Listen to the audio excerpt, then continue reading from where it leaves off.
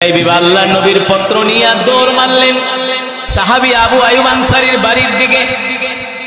বন্ধুরা জিজ্ঞেস করে, জুলাইবি কোথায় যাও? বলে কথা বলার সময় নাই, বিয়ের প্রস্তাব নিয়ে যাচ্ছি। কয় তোর মতো কাইল্লার কাছে কে মেয়ে বিয়ে দিবে?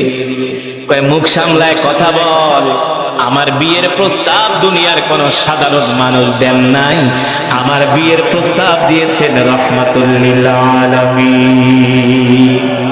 এই কথা শোনার পরে মদিনার যুবকগুলো কপাল থাপড়ায়, জুলাইবিবের কপাল খুলে গেছে। যেই জায়গায় বিশ্বনবী বিয়ের প্রস্তাব দিয়েছেন তার কপাল কত ভালো, তিনি কত সৌভাগ্যবান, ঠিক না? এবার জুলাইবি ওই যে পত্র লেখা দিছে সাহাবী আবু আইয়ুব আনসারীর কাছে, জুলাইবি দৌড় দিয়া সাহাবী আবু আইয়ুব আনসারীর বাড়ির কাছে গেলেন পত্র নিয়ে।